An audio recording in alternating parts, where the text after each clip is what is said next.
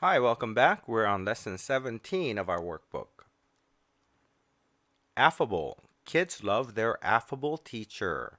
An affable teacher is very friendly and cordial, someone that is very nice to the children, so kids all love that affable teacher.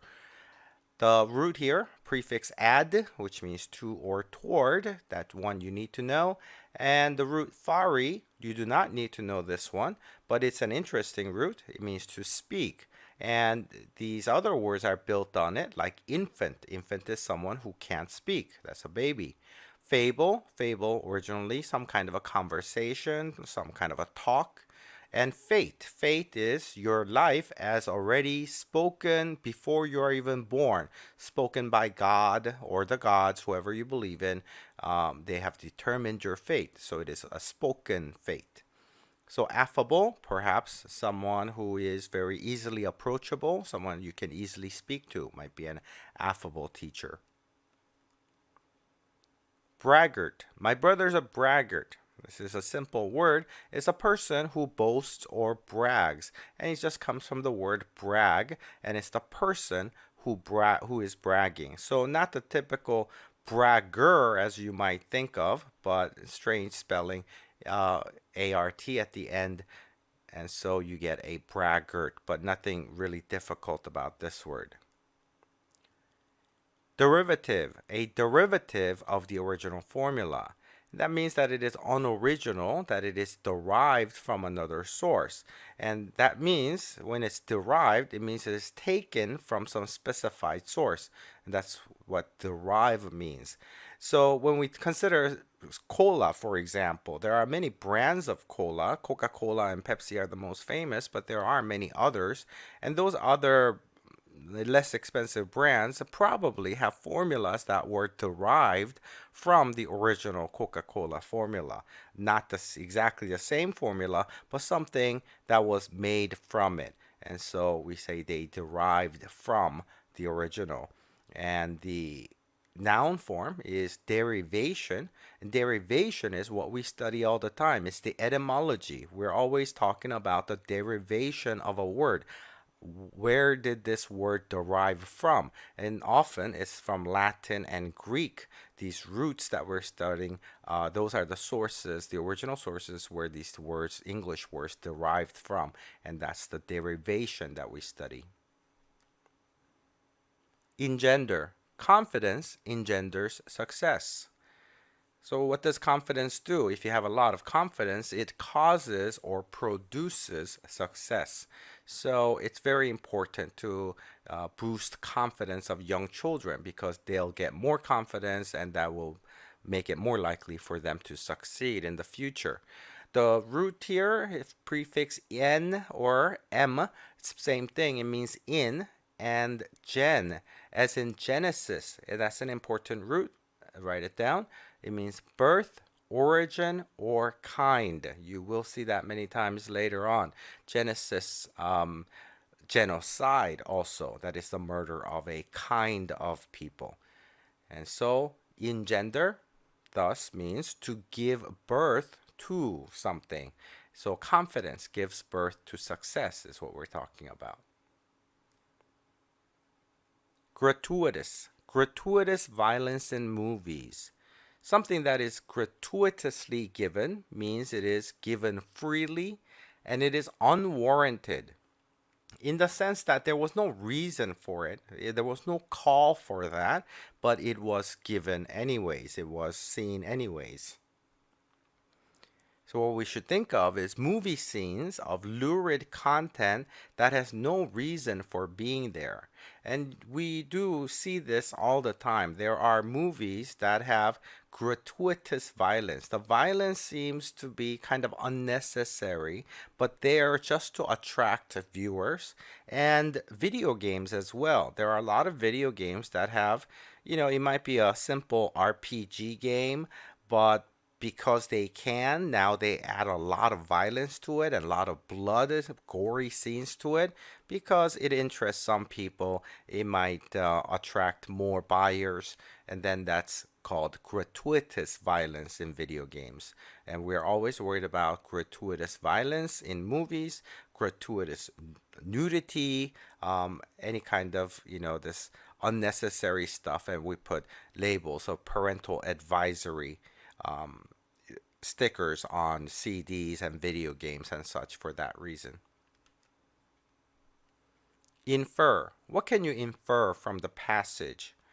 To infer is to deduce or conclude as the listener based on what you heard. So the prefix is in, which means in, and furrow, which means carry or bring. That one is important. Please write that down. To fur, to carry in. So the meaning here is the message that you bring in after you hear some statement. And so it's not exactly what the person said, but what you can conclude based on what he said. And so we need to remember, like the graphic here, imply and infer are very different.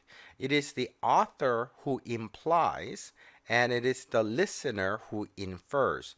So if you ever wrote something like the speaker infers that, generally that's going to be wrong. You probably mean the speaker implies something and the readers or the listeners infer something based on what he said. So the question of what can you infer from the passage, that's a very typical question on reading comprehension questions on, things like the SAT or any other reading or standardized test. It means the in the reading, as you're reading it, whoever the author is, the author didn't say it exactly, but based on the words that he used, you can tell. And so you're looking for something, a clue in the reading, but you're looking for information that was not directly stated by the author. Mollify. Mollify the angry customer. To mollify is to soothe the customer when he's angry. And so this is just like the word placate, placate the angry customer too, right? Basically the same thing. So you might say, mollified the staff with a raise. Well, the staff must have been unhappy, so the boss gave them all a raise and mollified them. Or you can say mollified his anger. So you can hear mollify the anger, or you can mollify the angry customer. Predilection. Predilection for classical music.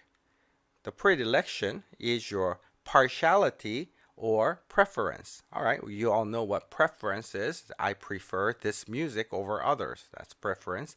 Partiality, if you are partial to something, it means you favor one thing over the other. If you are partial to classical music over other kinds of music, it means you prefer that. So it's the same idea. Pre here means before, and the root comes from word you don't need to know, diligere in Latin, and that means to love. So it's interesting just to note the derivation here, and that means thing that you love the most. You love this thing before other things. You prefer it, and that is the predilection. So we can talk about someone's habitual way of doing something, and we would say, oh, that person has a predilection for talking back to the teacher. He is inclined to do that. Not necessarily that he likes to do it, but he's likely to do it. Or he has a predilection for telling tales. So that might mean that he likes doing it, or that he's very good at it. He's just very likely to do it and probably enjoys it. Retract. Retract his statement. That is to withdraw or take back, as in taking back something you said earlier. Re here is back or again, and the root tract is an important one, and that means to pull. So when you retract, you pull back. So it is to take back something you said earlier. And you have here in the image, it says New York Times forced to retract long-standing lie about Russian hacking. So New York Times does have to end up taking back a lot of the stuff they say. And personally, I do believe that New York Times, CNN, all these other news outlets are fake news, just as President Donald Trump claims them to be. They often do put a lot of fake information out there. So my sample sentence is also the New York Times printed a retraction. And usually the retraction ends up as a little tiny sentence at the end of, some other article or a reprint of a similar story. Tentative, tentative plan. A tentative plan is hesitant and not fully worked out or developed. So it means it is kind of temporary and it is not finalized yet. So you might say the test is tentatively scheduled for Friday. That's something your teacher tells you. Then you say, then you would know that it's probably going to be Friday, but the teacher hasn't decided finally yet. It's not for sure. So your teacher will tell you again later about the exact date. It may or may not be Friday. That's the tentative plan. It could also mean being hesitant, as in the baby's tentative first steps. The baby gets up and not very certain of himself. He takes very hesitant steps. Those would be tentative steps. Good job. Thanks for watching. I'll see you in the next video.